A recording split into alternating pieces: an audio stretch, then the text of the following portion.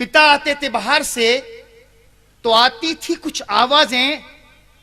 पिता आते थे बाहर से तो आती थी कुछ आवाजें, उमंग की, उल्लास की, उम्मीद की, जैसे आरती महाकाल की, अजान हो ईद की।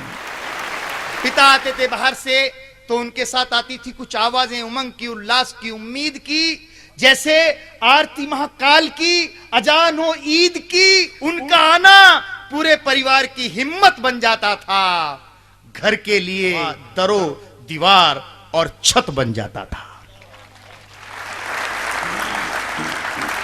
घर के लिए दरो दीवार और छत बन जाता था।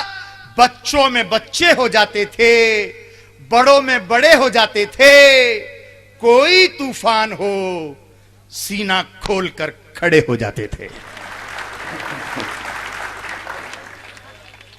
ना मीठी बात करते थे, ना पीते थे मीठी चाय। भैया क्या हुआ मुन्ना? हाय हाय, मोबाइल भी है तेरे पास तो?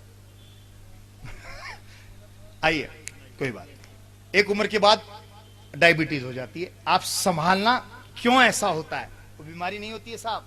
ना मीठी बात करते थे, ना पीते थे मीठी चाय, जानते थे मिठास के खतरे, तभी तो कड़वा बोलते थे, लेकिन सच बोलते थे। बड़े हक से दिलों का दरवाजा खोलते थे। बड़े हक से दिलों का दरवाजा खोलते थे। चश्मा लगाकर भी नहीं पढ़ पाते थे अखबार, मोटे मोटे अक्षरों में लिखी इबारत पर पता नहीं कैसे नजरों की चोरी और चेहरे में छुपा दर्द पढ़ लेते थे।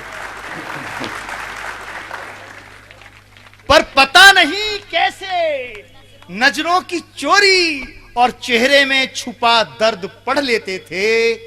कान भी कम सुनने लगे थे, कान भी कम सुनने लगे थे, लेकिन बर्तनों के खड़कने की आवाज और सुबकती आहा, कान भी कम सुनने लगे थे, पर पता नहीं कैसे बर्तनों के टकराने की आवाज और सुबकती आहा सुन लेते थे। मन के उधड़े धागों से रिश्तों की चादर बुन लेते थे। मन के उधड़े धागों से रिश्तों की चादर बुन लेते थे। नहीं यकीन करते थे साधु संत फकीरों पर, हाथ की लकीरों पर। आज तो हर तीसरा आदमी कृपा बरसाने के लिए जा रहा है।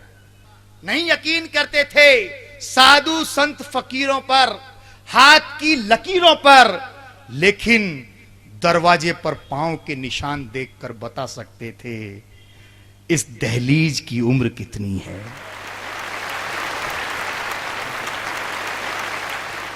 इस दहलीज की उम्र कितनी है, मौसमी पौधा है या बरगद जितनी है। बड़ा यकीन था अपने किरदार पर। बड़े पुराने लोग कितना यकीन करते थे। हमें अपने किरदारों पर यकीन नहीं है साहब। कहीं अदम गौड़वी कहते हैं, चांद मेरे जहन में सूरज खिलौना हो गया, चांद मेरे जहन में सूरज खिलौना हो गया। हां, मगर इस दौर में किरदार बोना हो गया। जब हमारे किरदार बोने होते हैं तब हमें पिता याद आते हैं। बड़ा यकीन था अपने किरदार पर। इतिहास को सजाते थे घर की सबसे मजबूत दीवार पर, ताकि पीढ़ियां समय को ठीक ठाक पढ़ सकें। आज की कच्ची मट्टी से पक्के कल की इमारत कर सकें। और अंतिम बात संभालना क्या करते थे पिता, हमारे समय के पिता, और हमें भी वही करना चाहिए। क्या करते थे?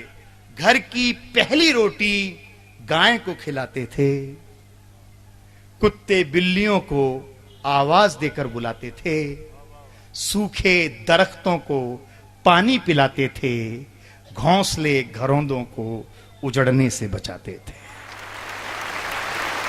घोंसले घरौंदों को। और अंतिम मुझे विदा करें, और मैं जिस काम के लिए आया हूं वो खड़ा हूं, लेकिन आपका स्नेह मुझे बताएगा कि मैं एक सार्थक कविता लिख पा रहा हूं या नहीं।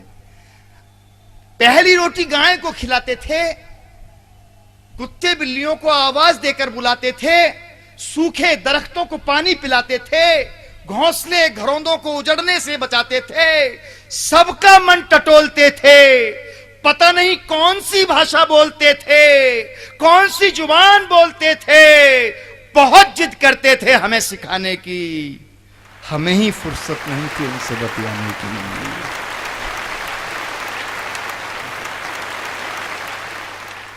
बहुत जिद करते थे हमें सिखाने की, हमें ही फुर्सत नहीं थी उनसे बतियाने की।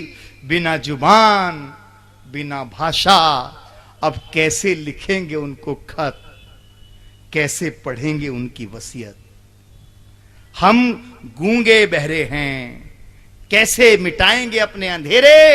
हम गूंगे बहरे अपने बच्चों से, इसीलिए इशारों में बतिया रहे हैं, और वो हमारे सामने तीसरी दुनिया में अपनी चौथी दुनिया बसा रहे हैं। हमें पिता याद आ रहे हैं, हमें पिता याद आ रहे हैं।